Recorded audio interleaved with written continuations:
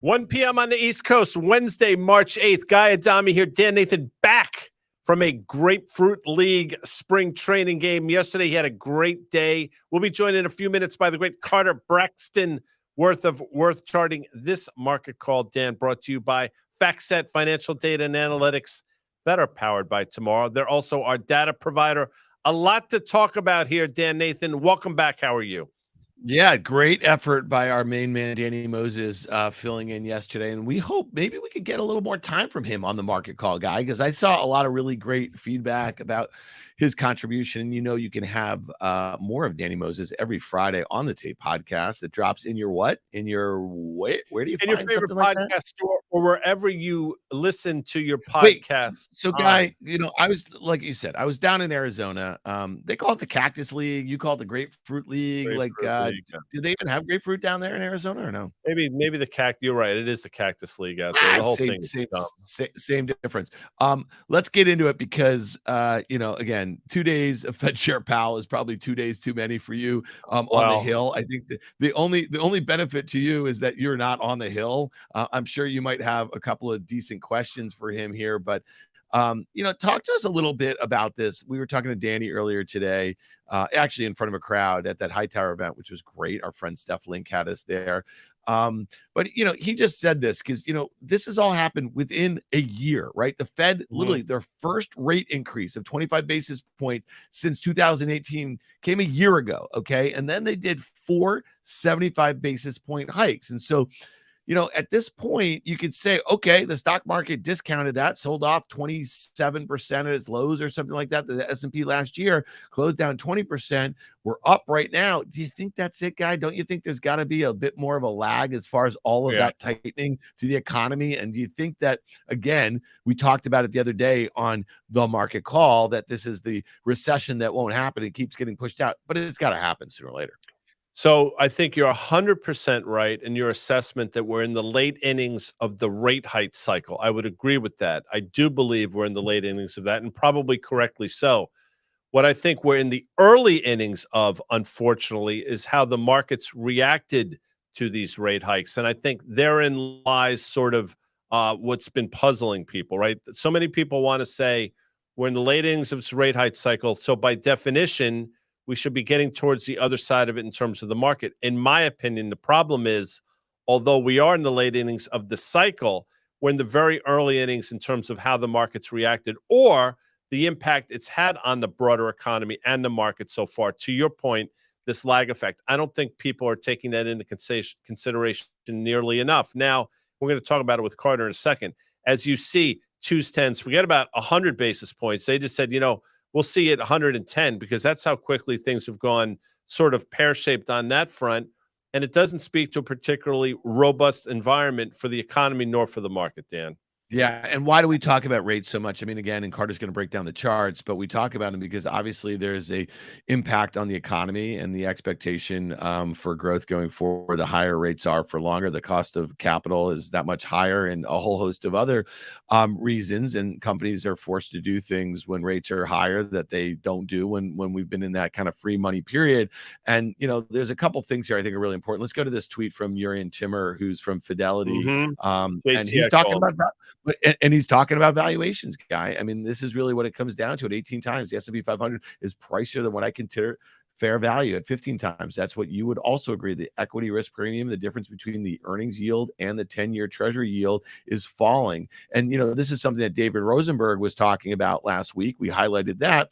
The S&P 500, you see it once again. There's that uptrend. There's that 200-day moving average that we held right 39.40 or something the other day, caused a couple people were talking about Mike Wilson's change of near-term tone, very near-term tone. I'm sure that was just on a technical basis, but that S&P 500, again, flirting with that trend line. And why is this important, guy? Well, we have the February jobs data coming out on Friday.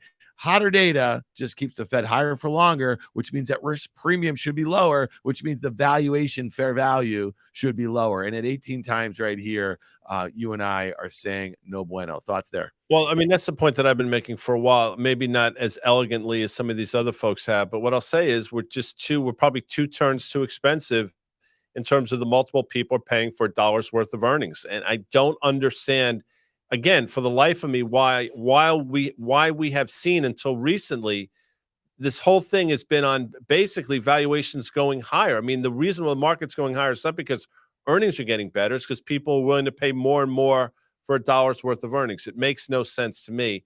Again, yesterday, to a certain extent today, I think the market's coming to its senses. But even with that, I think we're still significantly overpriced, given what JT said and given what Rosie said is well, probably again 2 to 3 terms too expensive on a multiple, and earnings are still probably too high. Danny talked about it yesterday. I think the average earnings estimates is about $222 or so, which I would submit is probably, I don't know, 11% or so too high, based on what we're probably going to have. So you do that math and you tell me where we go, because I think I understand it. Yeah, I got you, dog. All right, real quickly, I just wanted to hit this before we get to Carter on yields here. Here's a chart going back to 1990 of the Fed funds rate, and you can see again just how quickly we've gone from basically zero, okay, to, if they can pull that chart up, there it is, zero to what's going to be north of 5% very soon. And the last 2 periods where we saw Fed funds go, above 6% and 5%, okay, takes you all the way back to early 2000, where we really flat. What happened around there, Dan? I forget. Well, can I tell you, in 99, the 210 spread inverted, and then we had, the Fed continuing to raise rates, okay, which was one of the reasons. And then we had the S&P 500 get cut in half because we had a protracted recession that lasted. It was probably one of the longest recessions in the post-war period.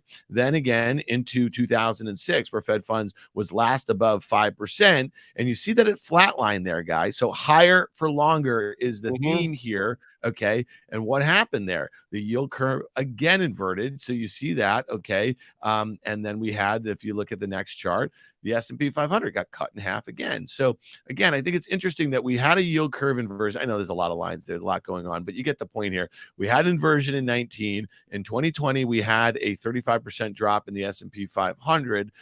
It was a very quick recession averted by $5 trillion in monetary and fiscal stimulus, right? But here we are again. And this is what? 1981 stuff for the wides and the 210 spread. And listen, my take is you can push out the recession wherever you want. It's coming. And if the stock market's a discounting mechanism, don't tell me that last year discounted the recession, a year before it happens.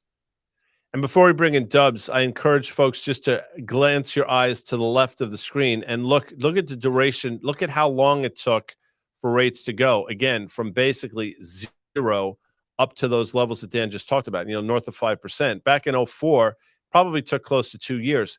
It's taken effectively, as Dan just pointed out, 1 year to do it this time. So again, the speed with which we've gotten here is also different. And again, I don't think I'm on the broken clock here today. I don't think the market or people are prepared properly for the extent of the move and the speed with which it's happened.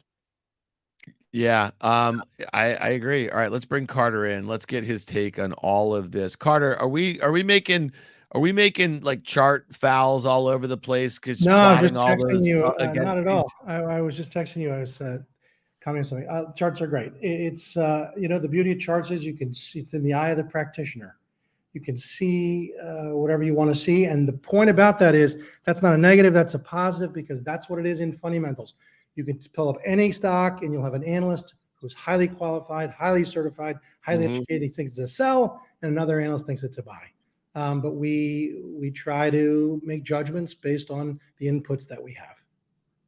Yeah, no doubt. I mean, listen, I just thought it was interesting to kind of plot those because, some of the things that we're talking about here is that, like this kind of higher for longer, a lot of people thought there was going to be a pivot, right? If we were just looking at the CME Fed funds tracker that we look at each week here, I mean, a few months ago, there were rate cuts that were being priced in, right? And now we just learned yesterday that this 25 basis point hike that people were expecting at the March meeting here could be 50. You know what I mean? Like things are moving before our eyes here. Yeah, and it's so hard. I mean, just speaking of, it's in the eye of the practitioner. I mean, think about economists. These are real academics, and every given month they have this problem of trying to figure out the payrolls. You see the guesses, figuring out GDP. I mean, who would have thought that because of COVID, 10-year yields would go to 30 basis points? That's crazy. And yet, who would have thought that we'd come back this quickly and all of a sudden we hit almost 5% on the 10-year. M2 is collapsing, but that's just a function of M2 having surged. There's always inputs. It's very hard to figure out. But at the end of the day, if you stick to, and here's the thing, you stick to an approach. You got to know who you are in the market, what your time frame is, and then apply it. And never, if you try a little of this and try a little of that, then you get lost. So it's better to dedicate oneself, specialize in something. Doesn't have to be charts, it can be anything, and then stick to it. And over time, you'll get to a result that should be a good one. Yeah. All right. Talk to us about, you want to look at the 10-year yield. You and I did this a little bit last week. We were looking at some kind of longer dated charts after you kind of told us a little bit about the near term, but you got some great stuff with us here. And I think there's one trade that's kind of actionable off this. So kind of walk us through this a little bit. I mean, look, so one of the reasons we do it this way is to start with nothing, to acknowledge that the lines that are coming next are put in by the person who puts them in. It happens to be I in this case, but it could be anyone. So let's put some lines in. Do those have to be the lines? But that's what my eye sees. And so the question is, what is the message of that? And then if we put some arrows in to sort of make the point of how precise these are, my takeaway is not that that's particularly actionable. That's about to break out, yields go higher, break down. It's that the 10-year yield right now, call it 395, is exactly the same level it was at the end of Q3.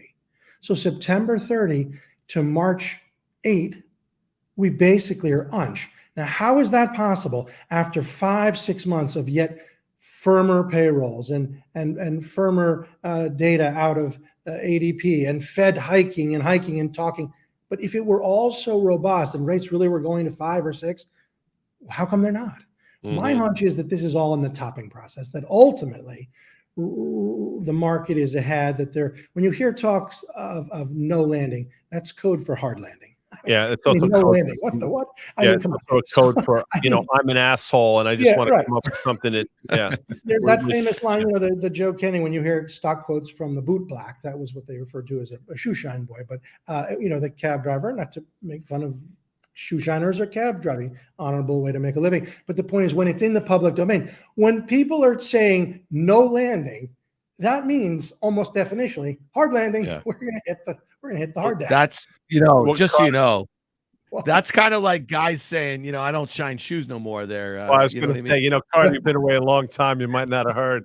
Not shining shoes anymore. Anyway, that's for another show and another time. But here's my quick take on this chart and some of the things that Carter just talked about. If you want to sort of play this out in Guy Adami's mind, I'll say the following. And Carter mentioned, why are rates, 10-year yields going higher in this environment? They shouldn't be. It's somewhat counterintuitive. I agree with him. But I think we're going to start to see the following. And again, I'm not suggesting I'm on it. This is how I would look at the world. There's a chance that if the market cooperates the way we all believe that it will, in other words, if the market starts to sell off, you see continued soft economic data in terms of the ISM and some of the other things that we've seen. There's a scenario where 10-year yields start going back down, so the TLT starts going back up, and the 2-year stays firm. So this inversion, which is now out to 110 basis points, could actually get worse, which is something to sort of think about out there. So, I look at this. I think 10-year yields are going higher for the wrong reason. They should be higher because the economy is getting better. That's the furthest thing from the truth, Nathan. Yeah, no doubt. And, again, Carter, like, we've made this call. You made it technically back in the fall. Okay. Guy and I were in the camp that the 10-year would come off of 4.25, and it went back and it retested that. Talk to us like backing this thing out. You want to go out, 20 years, or you want to go out even longer than that in the 10-year? We've looked at this together and you've done it. And it's a chart that's important because it speaks to the authority of the trend line and the touch points going back to the Volcker era and this overshoot, right? And so the question is, the overshoot, one could say, why do you call it an overshoot? It's just starting. If it's going to overshoot and do the equal and opposite move of the 30 basis points, it projects to 9-10%. Okay, maybe. But my hunch is that after this move above the downtrend line that you check back, and I've tried to do some other iterations here just for fun. Now take away the trend line altogether, the last iteration. That's my hunch. I mean, I think we're going to go back below 3%, and that we've seen the bulk of the, and what an extraordinary thing. The point of showing a log scale is to put this in perspective. I mean, this is just an incredible moment for the U.S. Treasury market to be the pre-COVID level, which you see there at 3.25, going to 30 basis points, and then unbelievably, 35 anyway, all the way back to 4.5. And now I think from here, one's right to buy bonds. It's Carter, interesting. So if we look at, go ahead, Dan. Yeah, I was gonna say, if we look at the TLT, let's just look at this quickly next, because Guy, you just mentioned it. You look at that. Where would a retest of that downtrend? Where would that put the 10-year? Somewhere about 3.5% or so. Is that what your kind of math would equate it to a little bit? And then the other thing is like, it would really take a pivot for this thing to absolutely explode. And again, I'm not sure that happens, you know what I mean, anytime soon, but you want to buy this on dips. Is that kind of what you're saying with the TLT here? Yeah, and for fun, just to show you, let's toggle. I've got a log and then the arithmetic. So maybe we can go back and forth, just quickly, toggle. So it just shows sometimes there's a slight difference, but in this case, there is very little difference. But to be fair, we're kind of at a standstill here, and you use the word pivot. It would take something on the fundamentals front, meaning some sort of sign that we're, you know what, this is out of control. We're going to trade 75 and we're behind, or that we're pivoting. But for now, my thinking is to, buy TLT, to buy paper. I mean, look, you can get, frankly, almost 5% from 90-day paper. That's a good deal. Yeah, TLT at this point, if it gets up to that downtrend line, probably puts it about 104, which probably gets 10-year yields about 385 or so. I think if it were continue to go higher, I think ultimately you're looking for a push to 110, which, as you can see, was that recent high. Yeah. And that probably gets rates maybe down to that 3.5%. And before we say goodbye to Carter, Doug Cass has been with us in terms of watching the show. He's been texting both Dan and myself, but he sold out of his banks last week, and he's pointing out, obviously, that this environment is not particularly bullish for banks. And Dan, we looked at some of these banks earlier today, and a number of them are trading back to levels we saw in January. So there are a lot of warning signs out there. Clearly, we're not cherry picking. I mean, we're just pointing out to a certain extent some of the obvious things going out there. But bond yields and inversions have a lot to do with all of this, Dan. Yeah, no doubt. And actually, to make a really good point, I asked Carter whether it would take a pivot to move the 10-year. I mean, really, I think, to Guy, the point that you've been making is that the 10-year is likely to be more reflective of slowing growth, right? And so that's probably how that comes in the near term. All right, Carter Braxton Worth, we really appreciate you joining us. For more of his fine work, go to worthcharting.com. What is it, Guy? What's the tagline that you like for Worth Charting? No emojis, no emojis, no hearts. Just charts.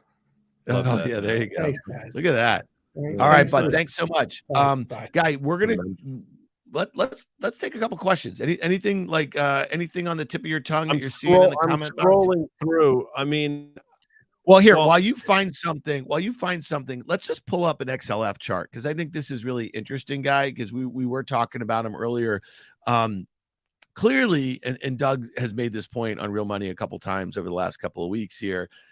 Something's going on here, right? You're seeing, and Danny Moses was making this point to us too. You're seeing a lot of these deposits being drained, right? And going into these higher yielding sort of accounts. And when you look at that, I mean, that thing has a date with its 200-day moving average. That's the XLF there.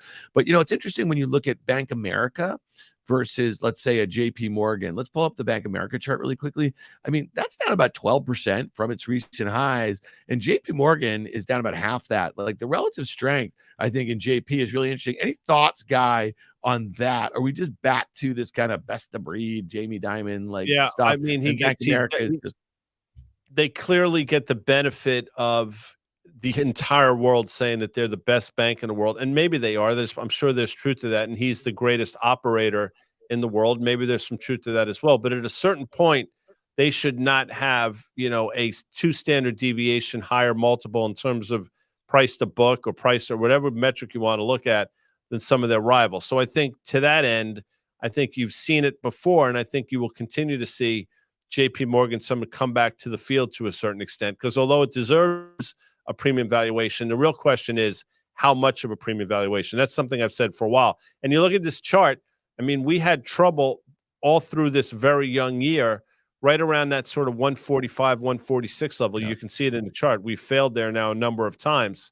Leads one to believe that, maybe we take a look at the 200-day moving average with time decay and such, probably gets you down to about $127 or so stock, which is not unreasonable. I'm not calling for a bank crash, but this is not a particularly healthy environment. And one more thing in terms of yields, you mentioned, and I mentioned it earlier as well, that yields should go lower at 10-year yields because the economy is weakening. That makes sense.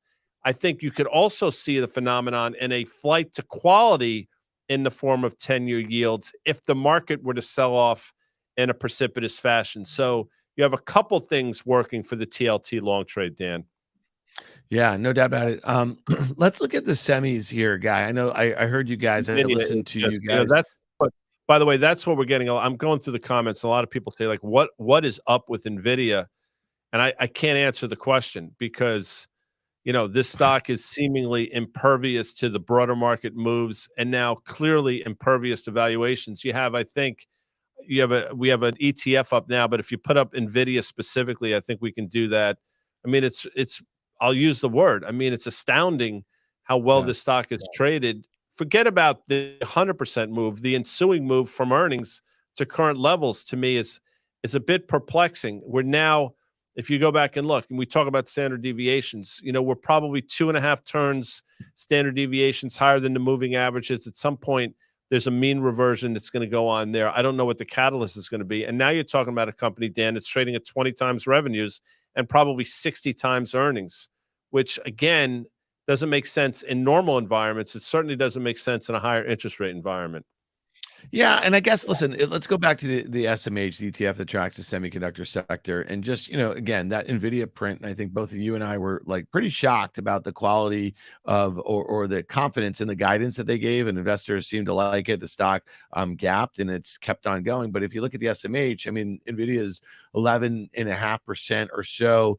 Taiwan Semi about 11%. That stock was what was it, $60? Now it's $90, Guy. And then if you look at AMD's having a day here too, that SMH chart is pretty constructive. Okay. Like let's be frank. All right. So it's basically established this little consolidation above the consolidation that we had in late November and December. It's well above its 200-day moving average, but it's being driven by, a couple of stocks here, which have massively outperformed. NVIDIA's up nearly 65% of the year. So semis are interesting because I think they fall right in the crosshairs of a lot of the issues that we're having with China. And, and so who knows, like what happens with that. NVIDIA is just its own animal. Again, I'm with you, but keep an eye on semis because this relative outperformance, the SMH is up 20.5% on the year versus the NASDAQ that's up 10%. So it's doubled the performance of that. And it's a small group of stocks that are doing that. And before we 5,000, we got to jump a little early today. Let's take a look at Tesla because a couple of people have made some comments. I mean, it's seemingly a week ago, this was $220 stock on its way to whatever people thought it was on its way to. But here we are now at either side of $180. And that's a pretty dramatic sell-off, again, in a pretty short period of time. Understanding, again, that the stock more than doubled since the, late December, early January lows or what have you. So here we are. But it's worth mentioning that, it's still in one of the points we've been trying to make is despite the bounce, the stock is still in a pretty significant downtrend. And at least today, that's illustrating exactly that.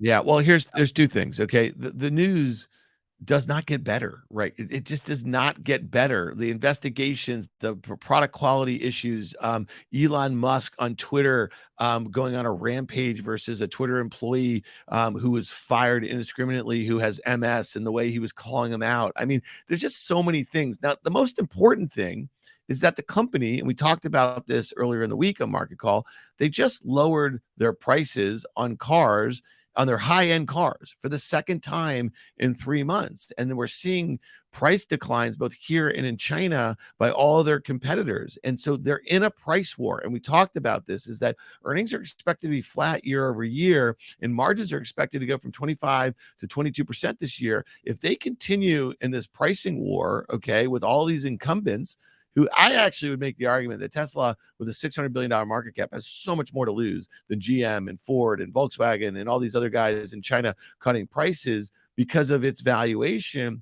To me, if this was any other industry and there was this vicious of a price war and this much of a kind of, CEO at the center of it, this stock, I think, listen, I'm talking my book. You guys know it. I've been short of this name and I kind of levered up in it too. When it got near the highs, I think it's going much lower. If it was any other industry and we had this sort of pricing degradation and this sort of war, I think we go lower. And that chart, to me, looks like crap. So I think it fills in that gap back towards 150 from that earnings gap in late January. So, and to your point, on February 16th, the stock traded, I don't know, 217 or maybe a little more in the aftermarket here. So here we are at 180. It looks like a precarious spot, Guy. Yeah, I've been saying 165. I'll hold to that, and we'll see what happens if and when. But we got to wrap it here, Dan. I'm sorry, folks. We got a 5,000 today. I know we're a tad early. We got a lot of questions. We'll be back tomorrow, though. Thanks, Carter Braxton Worth of Worth Charting.